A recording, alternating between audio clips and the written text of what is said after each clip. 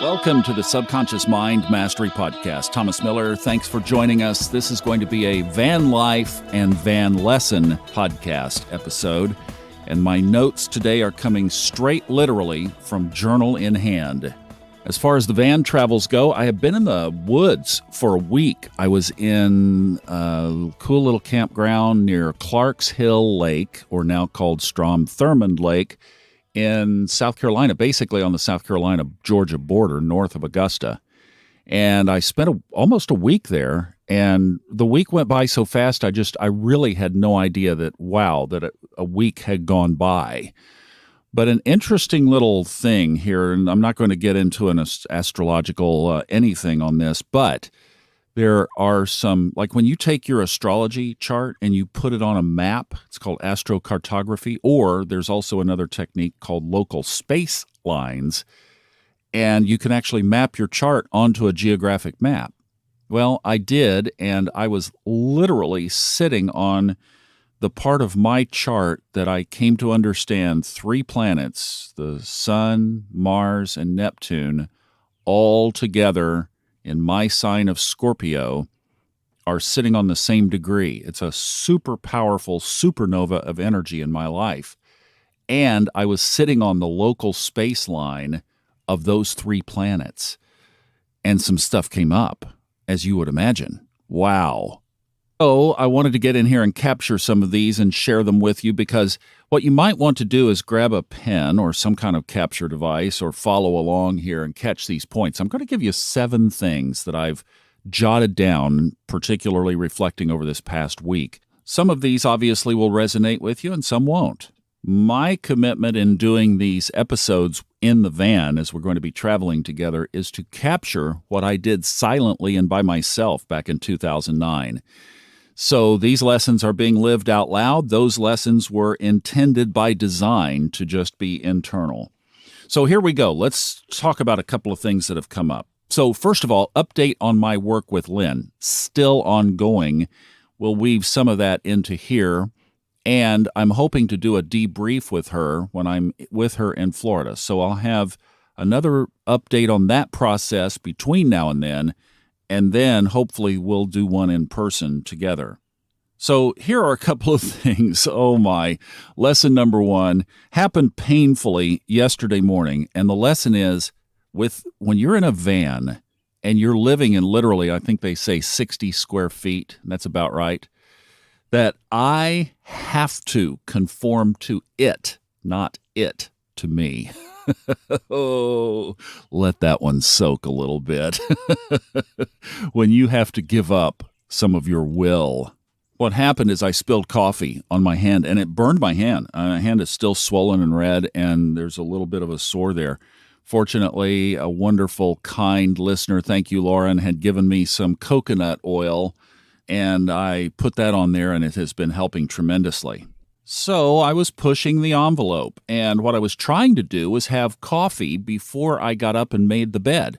So the back half of the van is a seating area with a table, and that's where I'm coming to you from now when I'm in the work mode. And then I take the microphone arm off. I have to take the table out. I have to put slats in, have to move 2 cushions, and then lower the bench seat goes back, and then it's a bed. It's a queen-sized bed, and then I take a mattress, a little foam pad that I got, and I put that down, and then I've been sleeping in a wonderful sleeping bag that I got at Walmart, so go figure, and it works great. So that little process takes time. Oh, and because of my heart, I also have these inflatable wedges that I inflate and deflate. So there's a whole process of getting the bed ready and then getting ready for the morning. So the mornings are always kind of a meditative, reflective time, typically looking at some astrology, maybe looking at some headlines, just kind of, getting squared and set up for the day, and then journaling, of course. Well, I was all in my sleeping bag cocoon. It was chilly. And I had my wedges, so I was propped up from the back, and I had my knees propped up and kind of sandwiched in. You get what I'm saying? Well, I was trying to drink coffee, and there's no table. There's no table in all of this. So you've got the cushions from the seating and everything that are designed to sleep on. And then I got the foam mattress. You see what I'm talking about. This is a recipe for disaster getting ready to happen. And I'm all wedged in, so it's like I can't reach anything. Well, yeah, I spilled the coffee, and I spilled it right onto my hand, and I had just heated it up on a little tea kettle that I have here that I love, that you can set the temperature 205 degrees. Ouch. Well, as I was trying to now I've got to get out of this configuration while my hand is in the process of burning, because the first thing I have to do is get that hot liquid off my hand. So all of that just kind of unfolded, and now I have a coffee-scented mattress pad thing, and I just about sold Lord Jupiter, because it made me, as I finally got on the other side of it and was laughing about it, I was realizing that, the perfect visual that you could totally relate to. Go back to the Lord of the Rings movies back in the 1990s. I am Gandalf visiting Frodo at his house. What's the first thing when Gandalf walked in? He bumps his head, right? Well, that's one of the configuration things. Like Thomas, you're not going to be able to drink coffee. And it had a lid. It had a lid. It just had a little slot in the lid. It's a Yeti cup. And you can't do that. You're going to spill it. And I'm clumsy anyway. So that's, I'm tall, I'm clumsy, and this is a hobbit house. So I have to become more mindful of even every little action. Well, there's a life lesson you could learn right there. And I have to realize that I can't do what I want to do if it's not van compatible. So I have to bend to it, not letting it bend to me. How many times have I hit my head on the cabinets? Let's see. This is almost 2 months, maybe 300 or 400. It's like I have to be more deliberate. I have to be specific. Well, there's a whole study right there. I've got 7 of these, so we're going to have to move on, because the next one is also, I think, one of the big ones, and that is just being in and around other energies. So this thing is completely portable. I am like the ultimate turtle or crab. Pack up and move you and your house wherever you want to go. It's all one package. I mean, I literally think this is my life. This is what I have chosen to bring with me, and it's what I need in order to do what I do, and I can do it quite well, actually, from the van. I'm in the parking lot here on a very foggy morning, and the door is open and the birds are chirping. I don't know if you can hear it in the background, but it really is kind of cool. It's a great environment. But I'm just blended into all these other energies. I mean, how meditative is a Walmart parking lot? Well, what I'm learning is it's meditative if I want it to be. Now, is it better to be in a big Rocky Mountain hiking trail with beautiful vistas around? Well, you know what? There are more suicides in the Rocky Mountains than basically per capita than anything. It's about 4 times the national average. Is it better to be on a Blue Ridge Mountain parking lot? Not if you are making the environment the connection to source. And I think this is my biggest lesson. Because any of you who have listened to this for any period of time know how much I love my nature trails. And now what I'm learning is to connect with the same level of energy at the Walmart parking lot. And that's why I did the podcast here. I'd pulled my journal out. That was one of the notes, and I thought, you need to do the podcast. I was going to go to a nature preserve up a little bit further up in town. No. Doing it right here from the parking lot. I mean, it is as gray and cold and sterile as it can be, and we're breathing beautiful energy into it. So I think one of the other things is the lesson that I'm going to be learning is to not be in my little shell and to not hide in the protection of my controlled environment, but to get out here and connect with the energy of the world and the energy of society where it is. And that brings me to my next point. Point number 3 is just how noisy the world has become by observation. One of the things that has changed in the last 12 months, this is being recorded at the end of February 2022, And one of the things that has changed in the last 12 months are these loud mufflers. I looked them up the other day. They are not that expensive. So basically, everybody who has an ego complex is going to have a loud muffler. Because what is the purpose of that? The only thing is to say, look at me, look at me. I mean, it's just a pure ego play. There's no benefit to it. And it takes away from serenity.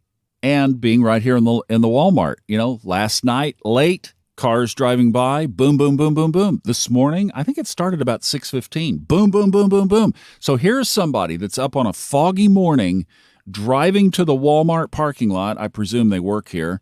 And they're listening to music at 150 decibel level. I mean, just incredibly loud, so loud that I could hear it through their rolled up windows. And to realize that our culture cannot be silent. So the environment has become more noisy. Cars have become more noisy. So just being out and about in traffic is now a very noisy and sometimes irritating thing. And then, like how many people drown out their lives with television and music and anything to avoid just being with themselves. And part of this experience is going to be blending into that, accepting that. The one that I'm still choking on a little bit is even blending in with that. We'll be working on that one. I'll keep you posted. Number 4, allowing things to come up. So this was part of the process, allowing this stuff to come up and just being okay with it.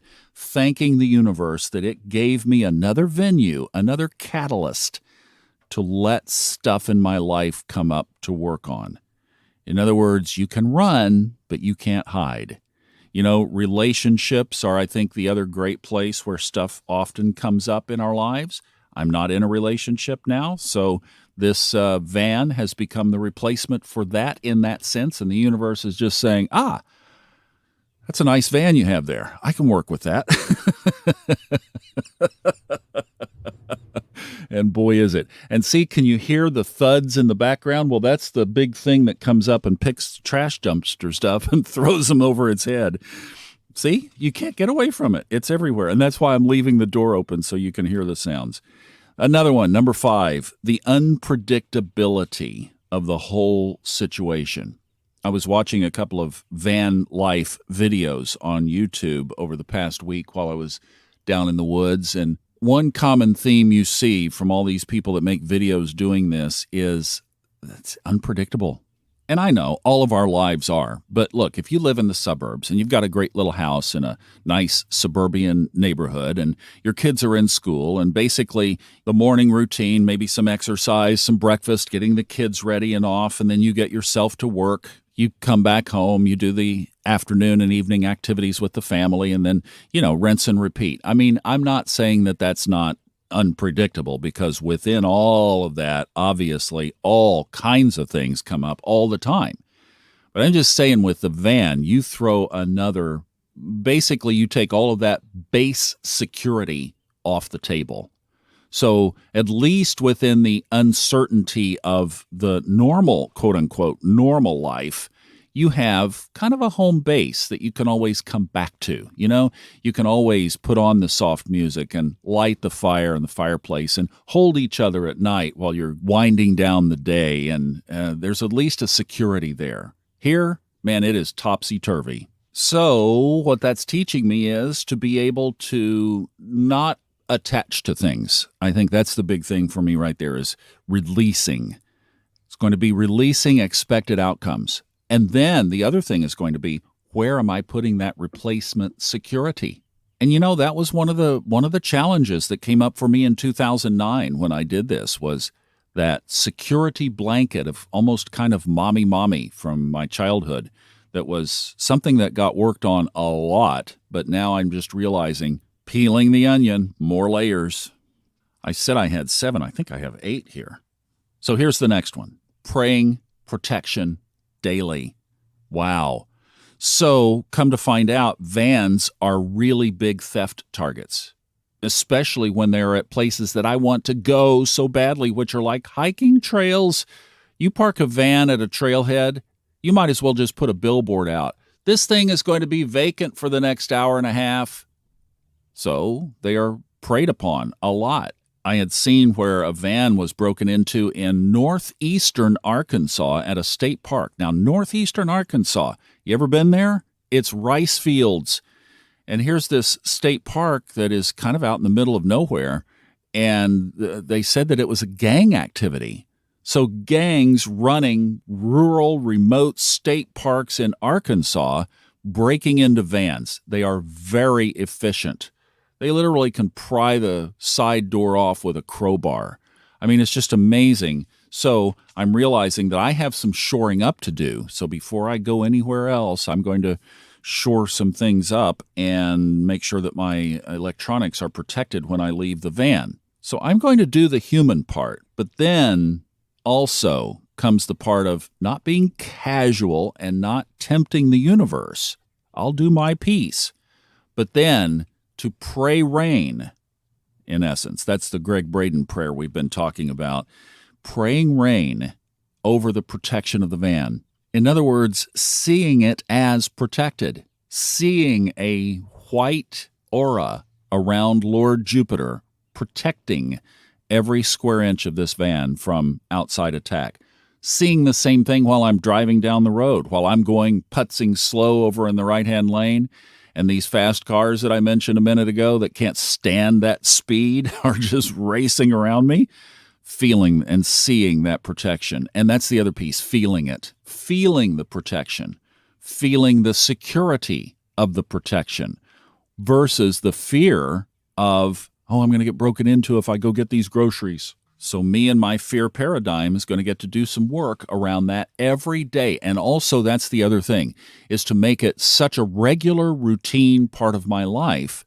Well, then you've only got a 5 or 10 degree shift to where you're praying protection for yourself as well as your physical objects. I mean, if I would pray protection for my stuff, would I not pray protection for my soul, for my family, for my loved ones? You get where I'm going, right? Another big one, we don't have to spend a lot of time here, the importance of taking time out regularly. In other words, game up and game extra on. And I think with where we are in the world right now, that's a good lesson for all of us. And then another one that I jotted down, I think is the last one before I closed the book, slow down. How many chapters have I read Fred Dodson books onto audio where he talks about slowing down? That's a hard one for me, but now it's on my list of 8, and it's one that is going to go prominent on my mind as I think through these things. And that's not only moving in general, that's moving specifically. Because if I don't slow down, then I'm going to hit the cabinet with the velocity of the speed of which I am moving at the time. Thomas, slow down. When you do hit your head, it won't hurt so bad. Or maybe you won't even hit your head. More consciousness, more awareness, slowing down. Well, I hope those van lessons help. Those are personal to me, but I'm letting you peek into my journal and see some of the things that have come up. Also this week, more so for those of you listening in real time versus later down the road when you know things that we don't, a war was started this week where Russia moved in and invaded Ukraine, and the tragedies that are unfolding there are still very fresh on our minds because as I'm recording this, it's only basically 2 days old. So, as we close this out, we also think of praying for peace in our world and praying rain, not just asking for it. In fact, not even asking for it, because that's creating lack. Seeing peace, visualizing peace, letting peace permeate the fiber of our own being as we radiate it out. I'm sending you love. Thank you for listening. I'm Thomas Miller. Enjoy the journey.